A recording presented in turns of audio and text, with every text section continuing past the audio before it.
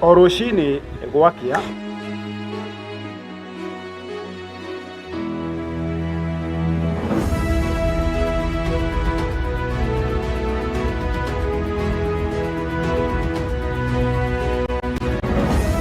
turenyitanagĩra nawe tukimurika maria mari magathĩti-inĩ, tukamurika maria marakunũka oro hamwe na maria marahiũhia ciande, tukanyitanĩra na ataramu, ateti hamwe na atongoria, tukimurika na tugĩikia gabiru ũtongoria wa bũrũri, tukimurika ciĩgiĩ gĩthomo na ũgima wa mwĩrĩ, tukamurika ciĩgiĩ ũrĩmi gwata watho.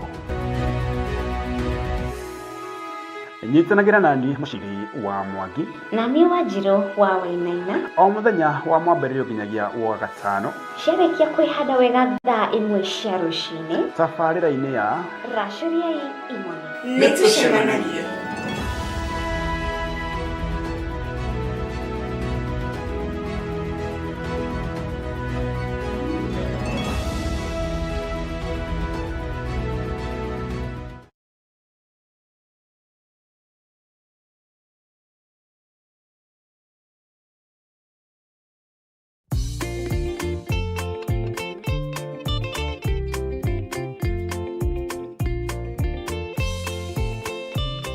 Aisiraeli maringairie itune, Mariamu no kuoya oire kĩhembe nĩgetha magoce Ngai, na nĩkĩo mwaka ũyũ ũkĩrĩka nĩtũharĩrĩirio igongona inene mũno rĩa kũgoca Ngai rĩrĩa rĩgakorwo kanitha-inĩ witũ wa Theophilus Church itũũra-inĩ rĩa Njatha-inĩ tarĩki 5 Dithemba, rĩrĩa rĩgatongorio nĩ our Archbishop John Githui na Theophilus Church Njatha-inĩ itũũra rĩa Ngomongo Marũrũi along Northern Bypass. Na tondũ Ngai arĩ akĩgoco, ĩtĩkĩra gũkanyitanĩra na ithuĩ nĩgetha tũmũgoce.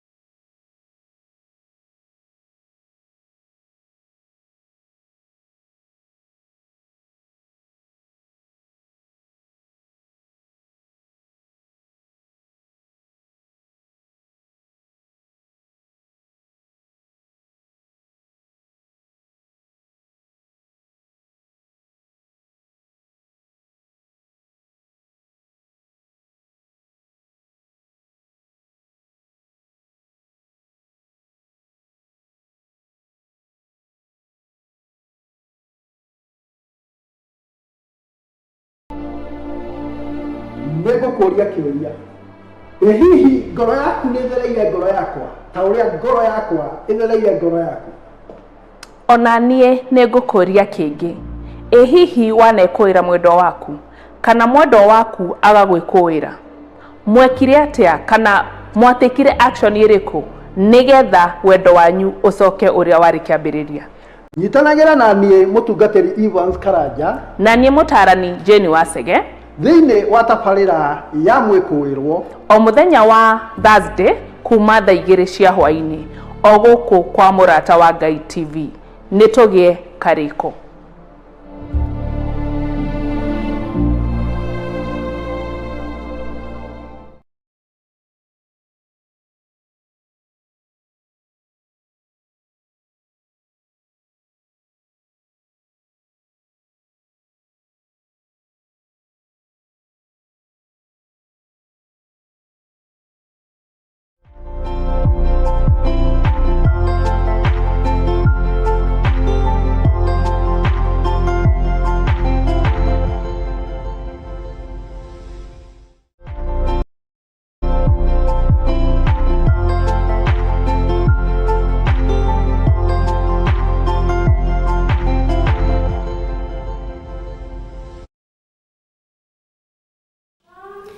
Yokia ngeithi ciakwa mwiroreri wa Mũrata wa Ngai TV umuthi akiri tariki 2 mweri wa 12 mwaka wa 2025 umuthi akiri Dithemba Dithemba rĩu nĩ kinyĩte nĩ kĩhũrĩte hodi. Christmas nĩ ĩno tukĩrĩ hakuhĩ gũkũngũĩra.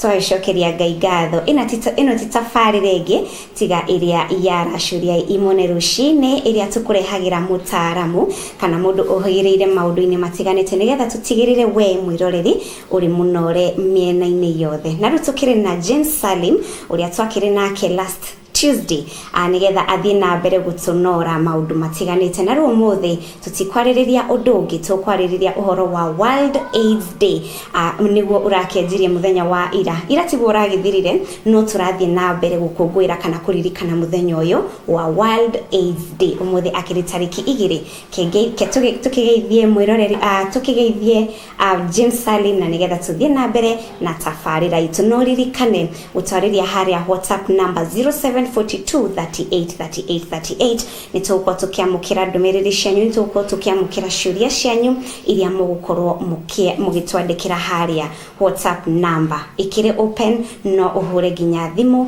nĩtũgũkorwo tũkĩamũkĩra thimũ yaku oro wega hatakĩrĩ nganja.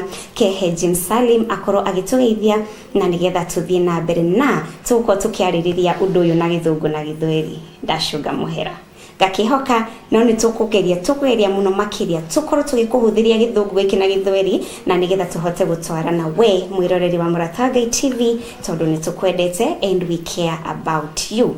Kehe James Salim atũgeithie na nĩgetha tũthiĩ na mbere. Good morning, James Salim. Good morning, Shiro.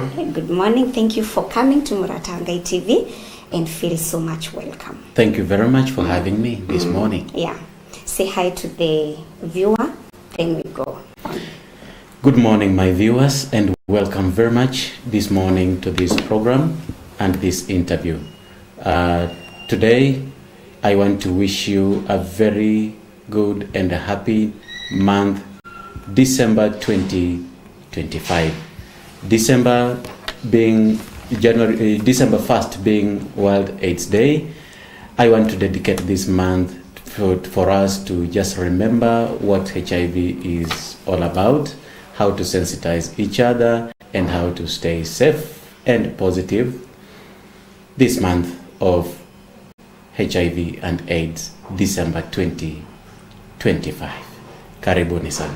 Thank you so much. And the first question I'm going to ask you is, why was 1st December declared as World AIDS Day? December 1st declaration of World AIDS Day was a culmination of a major conference in New York that was set up to discuss the interventions of HIV and AIDS pandemic. It was agreed during that conference that this is a major global health problem and it needs a special attention, and a day was set up for the purposes of commemoration and review of progress made and also appreciation of challenges encountered as the world proceeds ahead in combating this particular pandemic. Mm-hmm. So I think that during that particular moment, that's when the day was declared to be dedicated towards combating HIV and AIDS and commemoration of steps made and challenges encountered. Wow. And why do you think it's very much important to speak about HIV and AIDS at this moment? And most of it in this generation. Why do you think it's so important? It's still very important. Bado ni ya muhimu sana kuzungumzia maneno ya HIV and AIDS katika hii generation. Kwa sababu it is still a global pandemic. It's still a global health issue. And during this particular moment, it is important for us to sensitize and bring about awareness of HIV and AIDS. It's also a moment of government's renewal of its commitment towards combating HIV and AIDS. It's also a moment when people need to do voluntary testing. For example, at workplace here, at school, out there in the market, everywhere, in churches, people need to be encouraged to undertake voluntary testing. It's a moment for the world to combat this pandemic. Wow. Yes. Then kitambo watu walikuwa wana take HIV and AIDS to be a very big thing. Nowadays ni kama hakuna hiyo ugonjwa ama maybe they don't take it as such serious. What is your take on that? Watu nadhani kwamba wameweza kuelimishwa na kukumbatia kwamba HIV is not a death sentence. People can live positive for a long time and healthy. In fact, majority of people who are HIV positive, you'll hardly tell by looking at them until you go for testing. So kuna ile uhamasisho ambayo umefanyika na watu wameweza kugundua kwamba ugonjwa wa ukimwi sio kifungo cha maisha bali sio mwisho wa maisha bali ni mwanzo wa maisha mpya. Ni mwanzo wa maisha mpya. Ndio. And what are the steps you think the government can take to reduce the spread of this HIV and AIDS? By and large, government, I believe, has done so much in number one, formulating a national HIV and AIDS monitoring and evaluation framework. One national intervention framework, one reporting framework, and this reporting framework is right from at the CCC level, that clinical card level. When you go and get tested, the tracking begins right there. And government is able to formulate intervention strategies at different tiers, right from the local level, at the clinic level, all the way up to the national level, and also putting into consideration the demographics in terms of gender, education, sex, occupation, and also level of education. It's important so that every intervention that is tailor-made, that is made, is tailor-made towards combating the specific demographics. Yeah. So how do you think the government can do, or the steps the government can do to ensure that this testing is accessible to everyone, even most of it, in the rural areas, most of them, they don't take testing as something they can do every time. How do you think, what are the steps you think the government can do to make the testing easier and accessible to even the rural people? Whereas government takes the larger responsibility of policy formulation. The bottom line here is that responsibility rests on you as the member of the public. You must take charge of your health yourself, even before government comes in. Then voluntarily go and do testing. Now, government can help in doing sensitization and awareness and advocacy so that people can understand the importance of voluntary testing.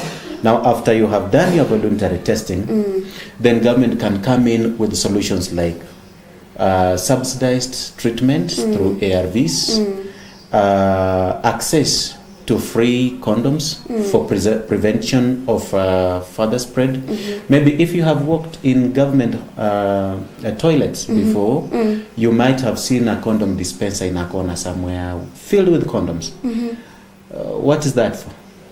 It's one of those preventive measures government is taking. So government has also used community health workers to distribute free condoms to entertainment joints like bars, lodgings, those red label condoms marked GOK, not for sale.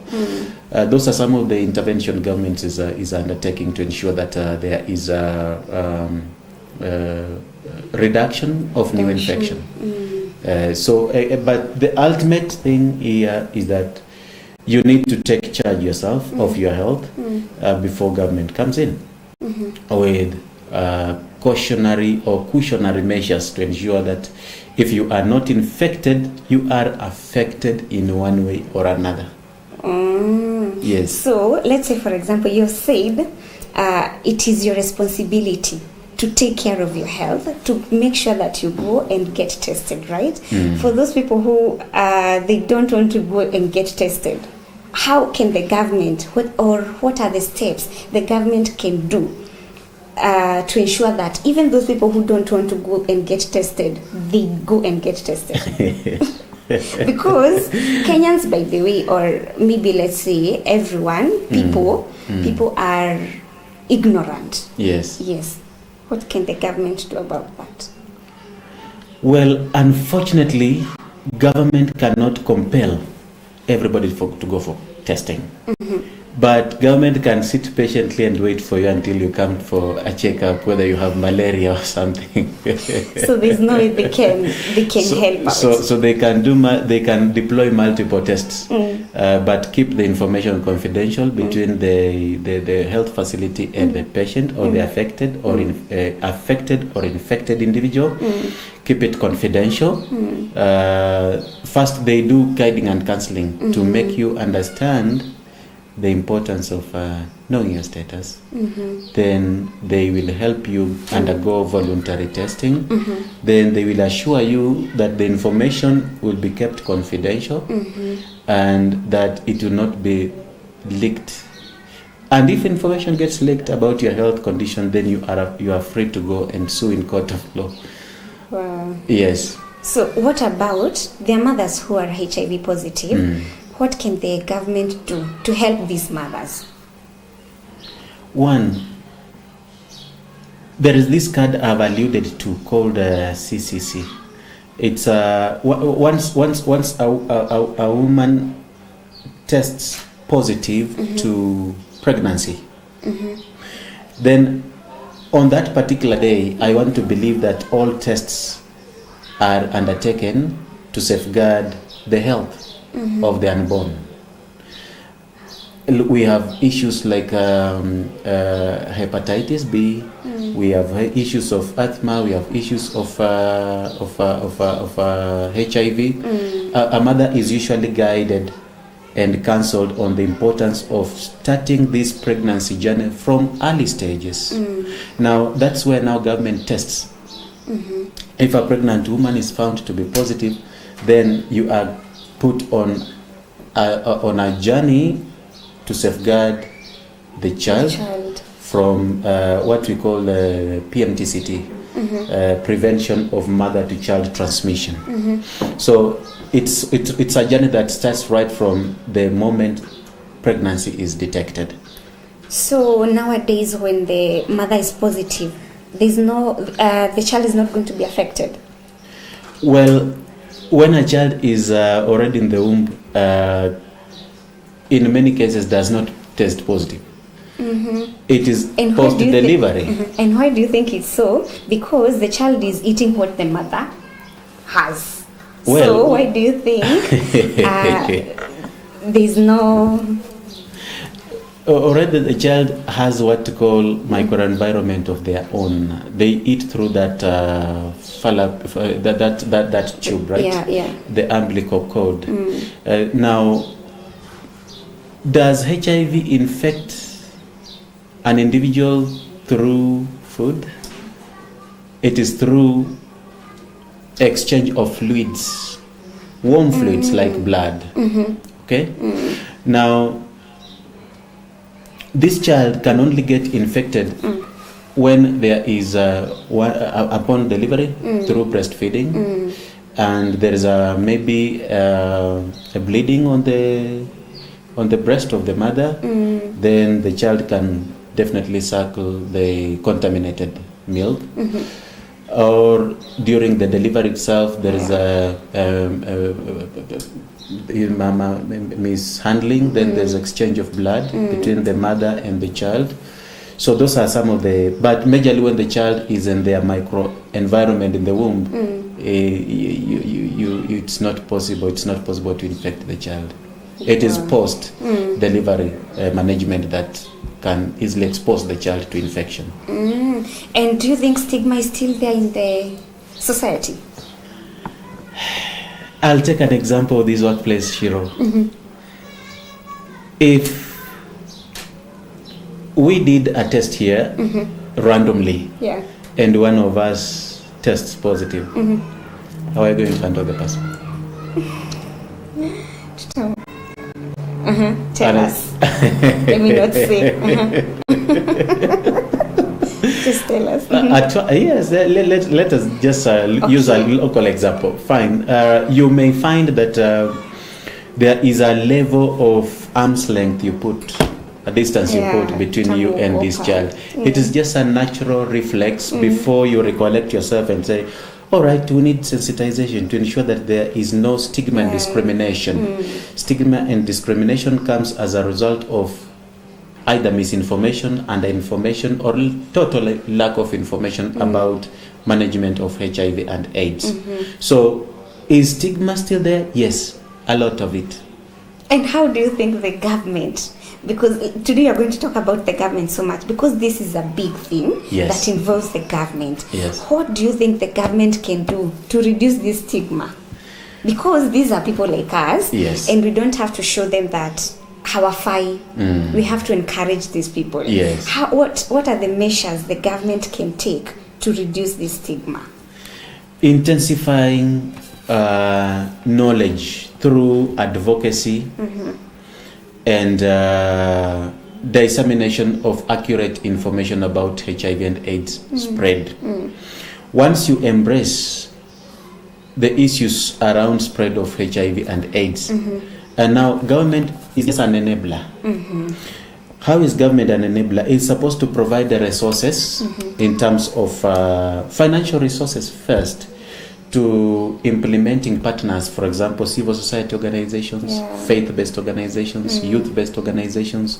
Even at workplace, we need to have an HIV and AIDS sensitization session. For example, when you are having morning devotions for the staff, or evening tea break for the staff, then you can design a topic of discussion, a topical issue, issues that are affecting the community that easily permeates into workplace and affects or pollutes, has a potential to pollute work environment.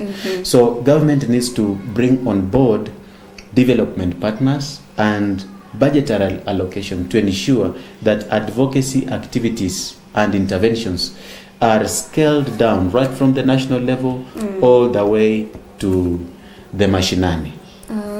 And do you think awareness is still happening in the media of late? I don't quite see many adverts run across our TV screens or even on radio about HIV and AIDS. Why is it so? Every advert has a cost implication. Someone must pay for it. So they don't want to pay for something. Do we have who is interested to pay for that? People were interested to pay for that when we were having massive funding on HIV and AIDS. For example, we had USAID. Today we are having very constrained funding in that line. We had GIZ funding HIV and AIDS.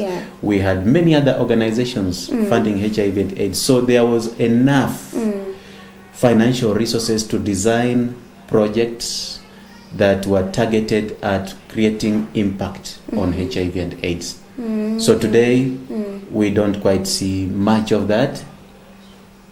Maybe it's a pointer to either funding or laxity, I may call it that way, on these major interventions.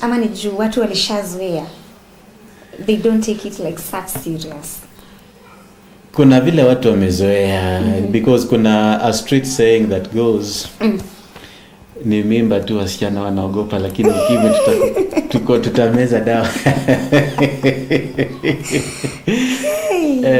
So wasichana wengi sasa saizi wanaogopa mimba, sio ukimwi. Now it's a more of ignorance, I may call it, kwa sababu mimba iko na lifespan ya 9 months, you deliver, then the child belongs to the community. Community is the responsibility of the community to bring up the child. But it's your individual responsibility to take care of your HIV situation. So these are two different. These are two different consequences. Yes. And I think the most important consequence ndio watu hataki kutake kuichukua. The most serious one ndio watu hataki kuchukua. Okay. And what are the steps you think the government wanaweza shikana na media so that this awareness inaweza tamba? It all again boils down to resource allocation, because if for example if National NASCOP or National AIDS Control Council wants to run media campaign on HIV new infections or HIV most at risk vulnerable populations, can you give them free airtime? They have to pay for the airtime, right? Yeah. Now, what are our national budget priorities? Do we have this as a national health priority? We need to probe our national priorities when it comes to health management, especially community health strategy. You might find, for example, in the last financial year, I saw government had allocated like 3 billion shillings only for HIV and AIDS activities. That is a drop in the ocean, considering that Kenya alone has 1.33 million infected people. And on average, we are having 20 to 25,000 new infections. And all these, majority of these are age group between 15 and 35. Is 3 billion sufficient to design a program or programs or projects that will target these interventions and have an impact? It is not. Maybe those are just salaries only for the entire National AIDS Control employee structure. Yes. So there's no other way, like maybe for example the government can make it look like it's not something big, so that you know something very important. If the government can make it like ni kitu tu ya kawaida, then waifanye ikue kila mtu akue aware. Hakuna strategy yenye wanaweza fanya tu ile ya kawaida ndio kila mtu asione like it's something big, it's something crucial. Yes, HIV and AIDS is something crucial. However, it is a kawaida. You know, these those intervention activities. Tumeambiwa kwamba kupata ukimwi sio death sentence. Meaning it's a kawaida thing, you don't need to panic. So government, the advocacy structure has already made it a kawaida thing. Okay? That yes, I'll walk across the clinic and get ARVs. It is kawaida. I'll take it the way you take malaria drugs. In fact, today people fear diabetes more than HIV, fear cancer more than HIV, fear these other endemic diseases more than HIV. And it has to some extent been relegated to a corner where it is not given so much importance. So that's why the spread, that's a very, the laxity I was talking about. That's a very dangerous corner to be. It's a dangerous corner. So thank you so much for that. We are going to go for a short break, and when we come back, we are going to look at the effects of ignoring, because it's like Kenya, it's like the world has ignored this big thing about HIV and AIDS. So we are going to come up. We are going to come back with that question. Thank you. Mwiroreri wa Murataga TV kitabe tukirie oro hanini ni uragithii na mbere gukimenyithio kana gukimenya uhoro wa mukingo. niguo tugitaga HIV and AIDS ni turagithii na mbere kwaragia haha tukiri na mutaaramu witu agitagwo James Salim ketwikiria oro hanini ni turashokerera tafarira tigi ni arashuria imone turaririria wa World AIDS Day yakorirwe kituo guo muthenya wa 1st December na niguo tukiri umuthi akiri December 2 no turathi na mbere gukugwira muthenya uyu ken turashokereria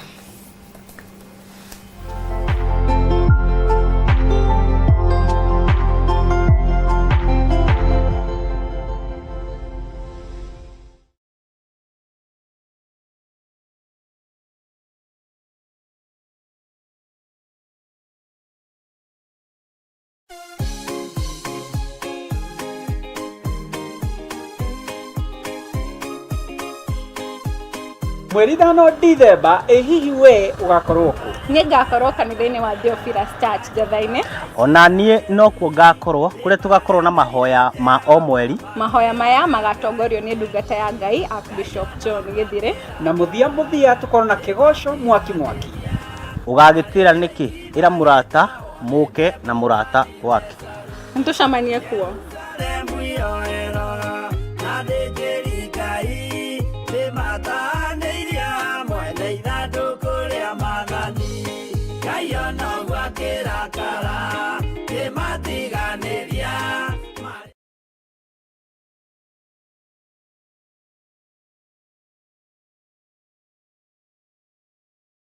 we mwega mwiroreri wa murata wa Ngai TV ino ni tabarira ya mwihangiri nyitanagera nanie mwihangiri na bemwe mato adungu tukihukura matura-ini maitu tugatwikania ng'ongo na ng'ongo ngikurehera mwihangiri na ihangiri aria angi miena na miena ya bururi tukirora maundu maria mageragira o muthenya na mitungumania yao tikungi ni guku kwa murata wa Ngai TV kuga na gwika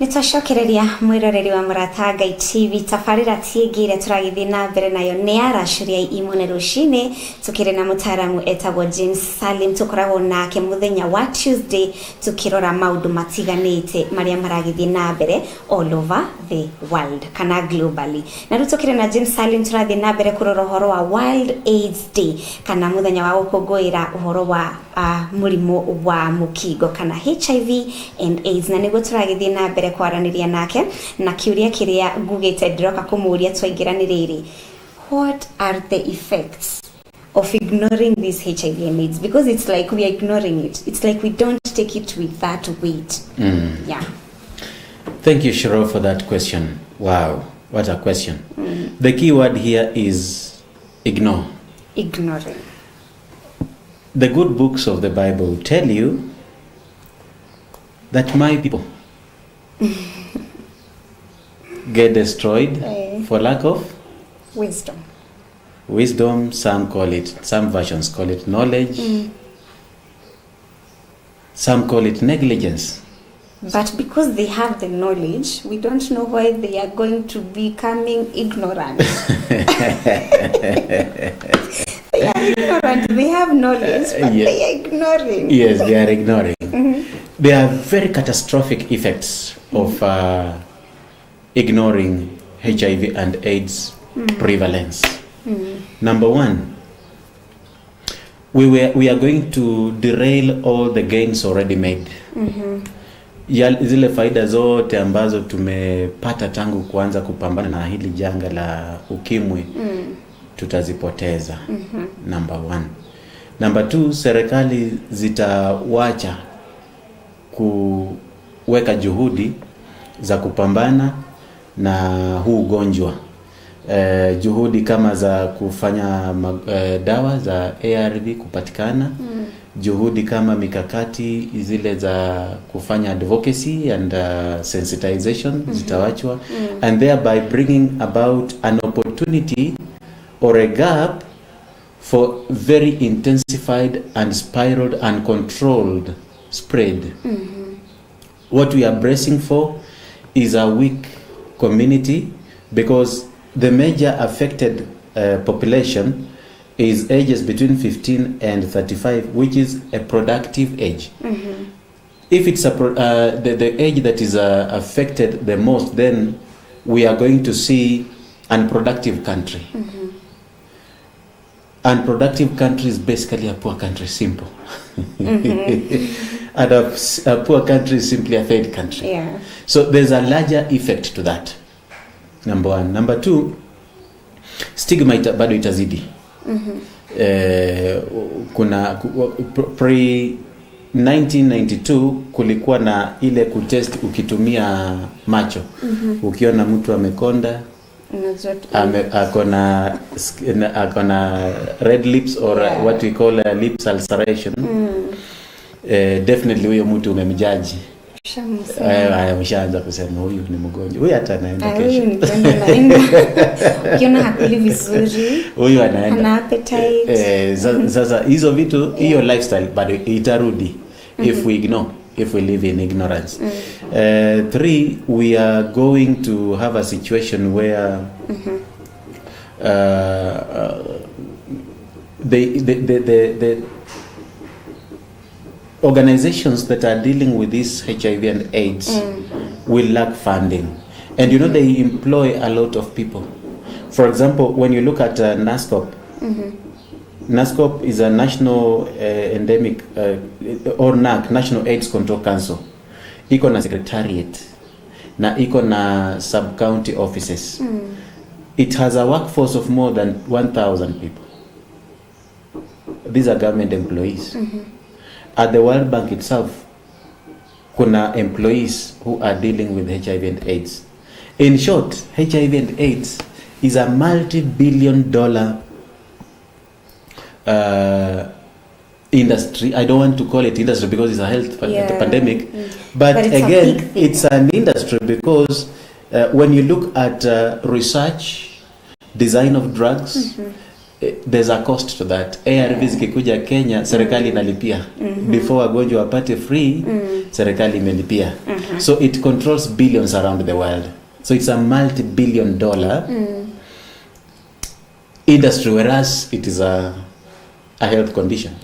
It's a health pandemic.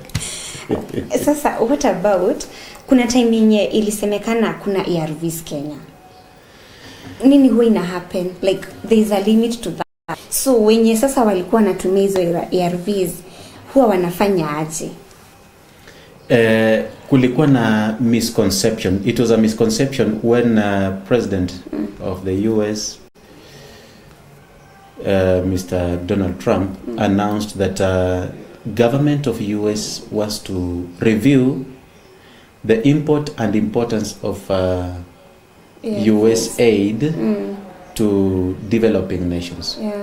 And US aid is usually given through the USAID as an organization. USAID in Kenyan context has been undertaking major procurement and distribution of ARV drugs. So when that presidential decision came through, they had to stop and to comply with their employer's directive to see the import and the need for this US assistance to developing countries. There was a panic that ran through the population that the US has cut off funding. Now there are no ARVs. US wants to kill people, blah, blah, blah. But the real essence here is that wherever there is a panic, there is always an opportunity in every crisis. Kulikuwa na watu ambao maybe they began hoarding the drugs to sell through backdoor expensively. Drugs that were now being accessed for free. There are those now who are selling expensively through backdoor. You understand? Yeah. So essentially, they are drugs, yes, but there is a model in which has been affected in terms of procurement and distribution through to the developing countries, Sub-Sahara and Asia, because of that presidential directive by Trump. But I want to believe the drugs are still available and accessible. And how do you think the government, or let's talk about Kenya, do you think there's a way Kenya can have some steps that they will ensure that every time Kenya will never lack ARVs? Is there a step? Is there something that can be done by the government? That hata kama hiyo kitu inaweza kuja kama hiyo yenye Donald Trump alisema hivyo. Yes. Is there a way the government can do to reduce this problem? Yes, there is, unfortunately, there is a serious over-reliance of Kenya to external help when it comes to dealing with pandemics. It's not just only HIV. We have seen over-reliance on US when COVID hit us and other countries. But Kenya has some of the best scientists in Africa, very committed on drug research, design, and even testing. I want to believe that the Department of Medical Research, KEMRI, has a staff or has a scientist that are hastening steps that are doing research on not only just of HIV, but all other endemic diseases, whether it is COVID. We saw this towards the exit of former President Uhuru Kenyatta giving piece of land belonging to Kenyatta University.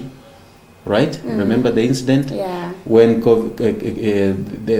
was supposed to be a drug research center, beginning with COVID and many other drugs. So I think those are the steps government is deliberately taking and putting in place to ensure that we come up with mitigation measures to stop over-reliance on external assistance when it comes to combating our internal health problems.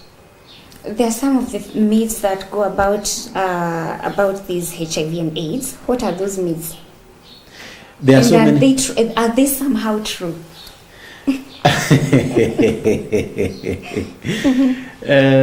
There are so many myths and misconceptions when it comes to dealing with HIV and AIDS. Yeah. There are those who their myths tell them that through shaking of hands you can contract HIV and AIDS.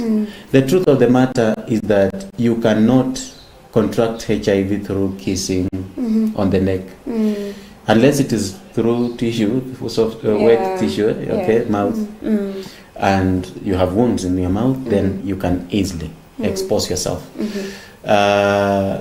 We have issues of HIV being a curse. It's just a myth.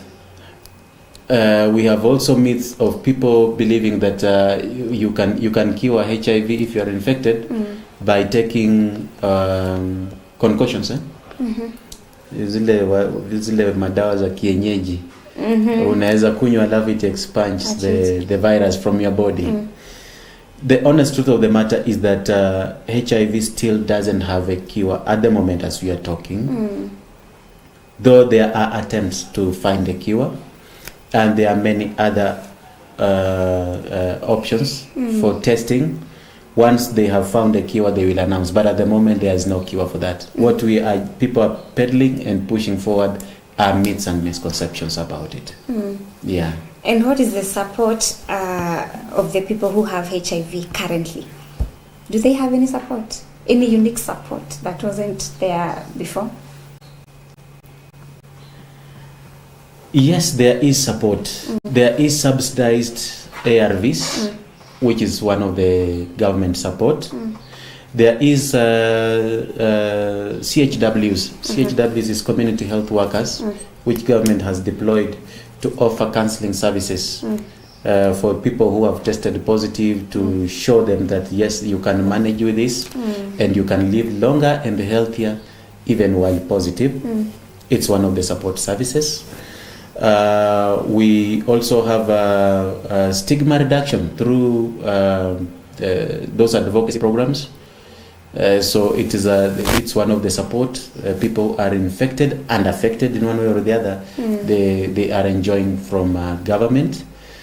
And also government has been partnering with the faith-based organizations, for example, churches, to ensure that the church also gives an extended support of hope through guiding and counseling.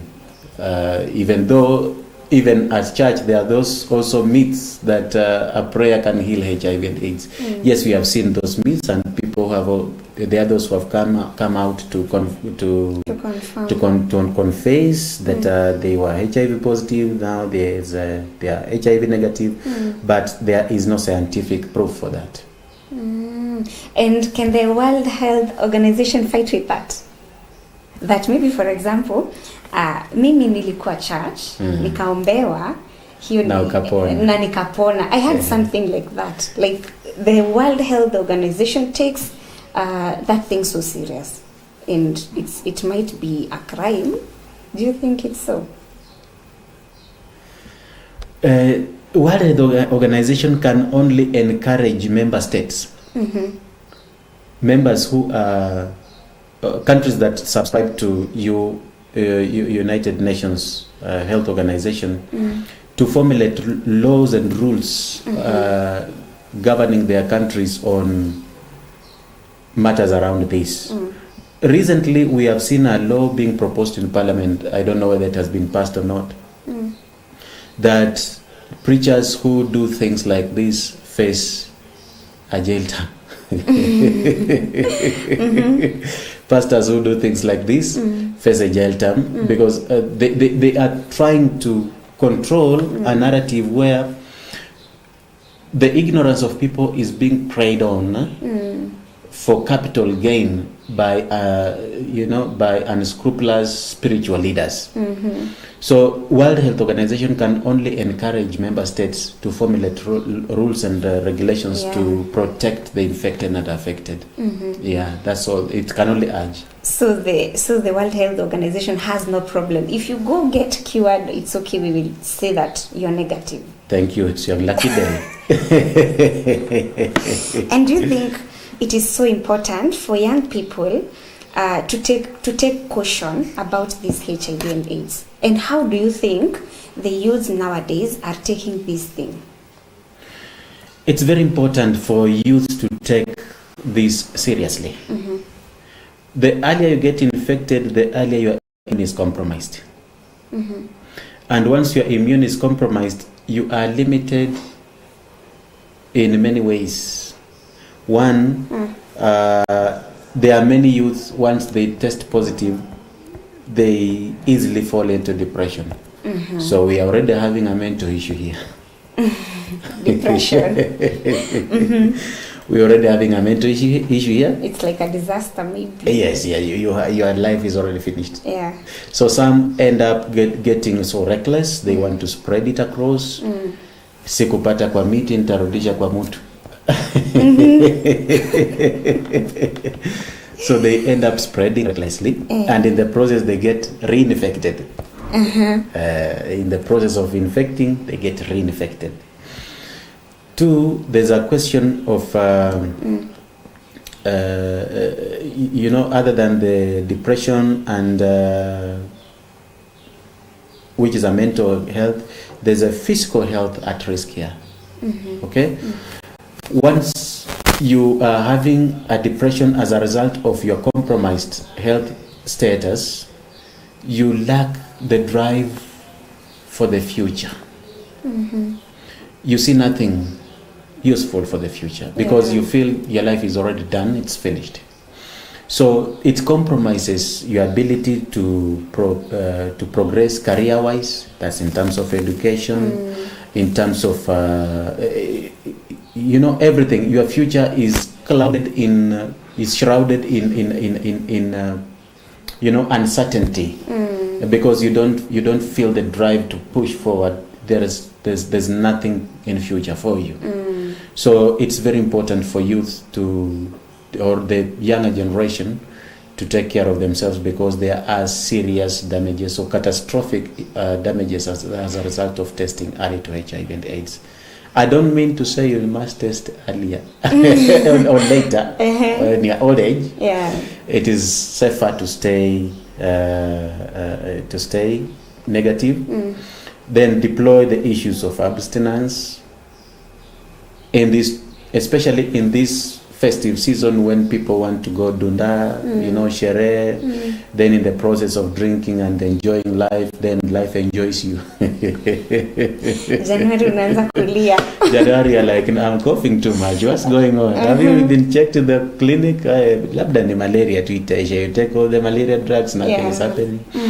Then you go for testing, then you are told, my brother, you need to do something. You need to start a program of ARV. Well, then I have a question. That brings me to one question. Mtu anaweza kuwa ako infected, na mtu hajaienda kupimwa, but anakaa tu ako healthy, ako tu sawa. Like showing no signs. Yes. Mtu haonyeshi any signs, ako tu anaonekana tu ako tu sawa, yeye mwenyewe hata hawezi fikiria ati anaweza kuwa na HIV. Can that be possible? It is very possible. Kuna kitu inaitwa undetected. Okay, the viral load is low. So when you run a test, it gets undetected, but it's in its dormancy. How is it in its dormancy? Dormancy, it means it's not very active, and the viral load is not is so low that the test turns out negative. But after some time, when you begin having those signs, you go and test it. It turns out to be positive. So someone can live years. Someone can live for a long time if it's undetected, suppressed. And it's important that you leave it that way, but take more precautionary measures by deploying. You can abstain. If you cannot abstain, be faithful to your partner. If you cannot be faithful, then you correctly use a condom. So then I have a question. Let's say, for example, that person has stayed years without starting to take HIV drugs. Does it mean that the lifespan inaenda chini? Ama atakuwa tu sawa? Lifespan haita affectiwa? Lifespan as in what? Lifespan yake. Like for example, watu husema, when you have HIV, you have a lifespan. Kuna age itafika, you start counting your days. That's also still a myth. It's a myth. Nobody knows how many years you live. So talking about lifespan, you have already predetermined how long you want to live.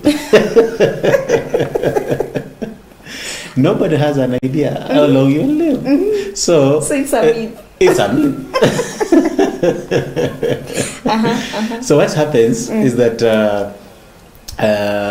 when you get infected and you don't go for ARV programs or preventative programs, there is always a tendency to begin contracting opportunistic infections. They called all those opportunistic infections, the flu, whatever, all those things. Yeah. But then these ones, if they are not properly handled, they can send you to your early expiry date. Now what kills you is not HIV itself, but the opportunistic infections, if they are not properly handled. Which ones? Which opportunistic? There is asthma, is a part of the opportunistic infections, because there's a compromised immunity. Asthma. Yes. So how will someone asthma? Asthma is just one of the many examples. Okay.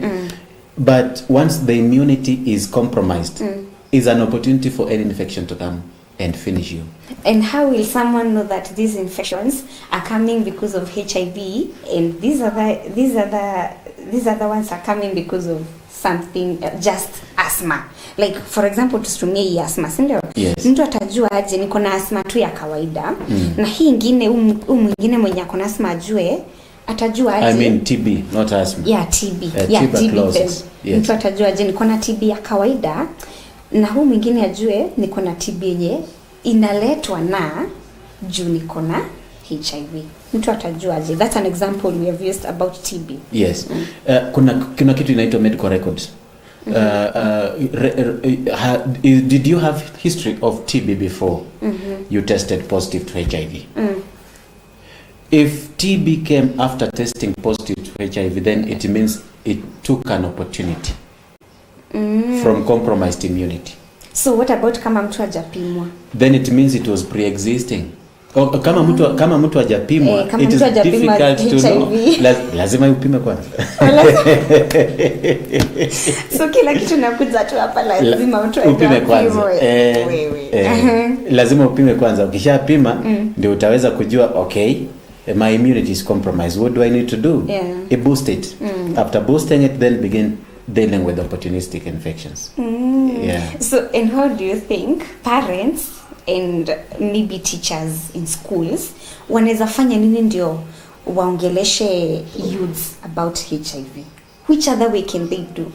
Because I don't think nowadays a parent can sit with their child and tell them about HIV. A parent will sit with their daughter to tell them about kupata mtoto, getting early pregnancy. But haizi kana mtoto chini amwambie be careful about HIV. True. What are the steps you think parents can sit with their children and teachers can sit with their students to curb this and to talk to them about it? One, in my thinking, is the fear to talk about it. And the fear to talk about it may spring from, does that parent first of all know their status?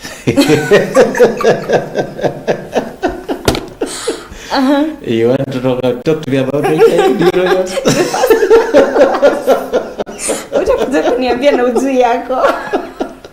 Begin with yourself first. Then you have confidence to say, can we talk about reproductive health? Reproductive health, now you talk about many subjects, including HIV, pregnancy, and other things. Including reproductive organ health. Okay? The use of safe and correct use of sanitary pads, for young girls that are just beginning to know what's going on with their biological, changes in their bodies. So the entire subject of reproductive health must be comprehensive enough, and the parents must discuss this from the point of confidence and knowledge that yes, themselves, they have confidence with themselves first. Before you can only give what you have. If they don't know, if they don't have it, they have nothing to give. So they have to begin with themselves first, then to the children. That means leading by example. Are you a good example first as a parent? Or you are one of those dunda wababas?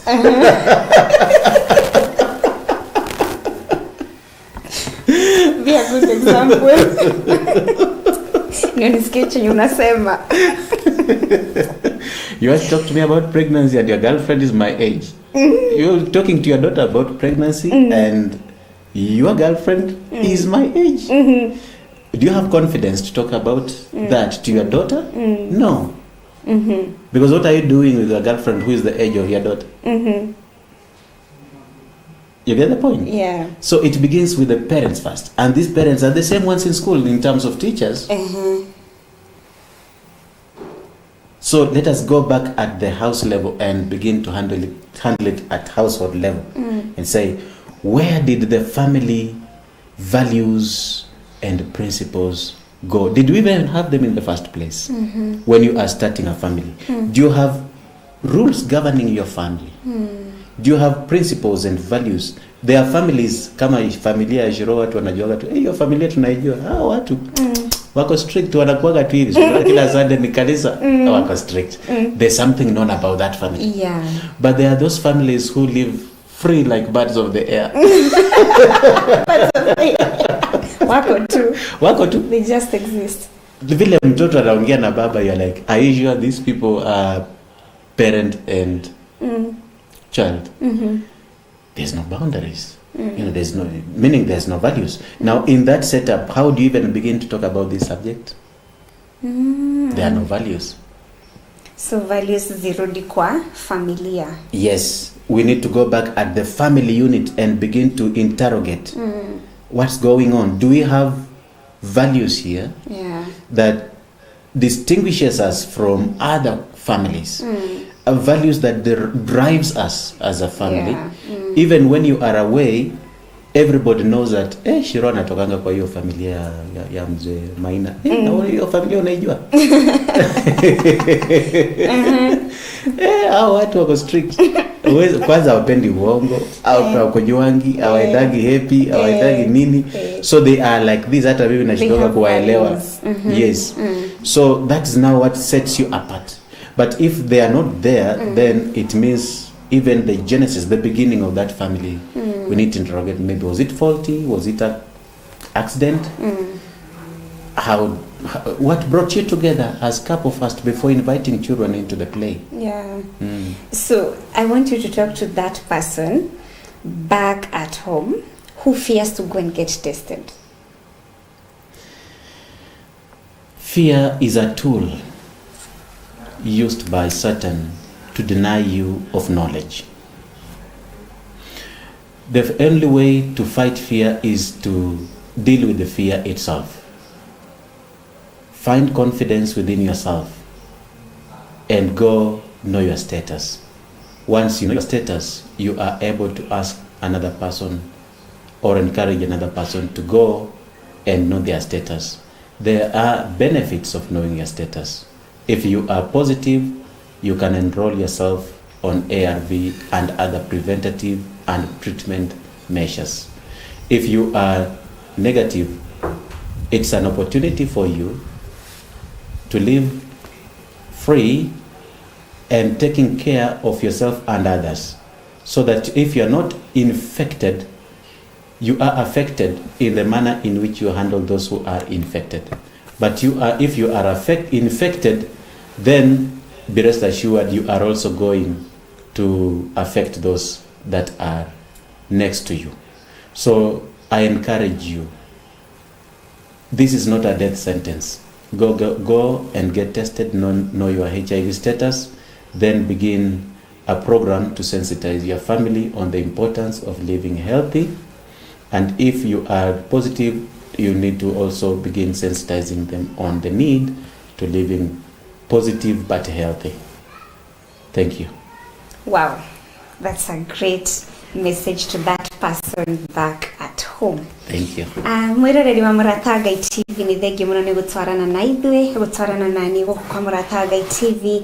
Safari Shuria imone tumana mutaramu uhirire maundu matiganite umuthi tukiaragirire horo wa World AIDS Day niyo yakorirwo ikiri declared tariki 1 mweri wa Dithemba. Kuo yani kujo ni mwiratuhe ati thici twakikinya Dithemba tugikorwo twi cautious mudaga na gikorwo akirira mweri uyu tugiukite wa January.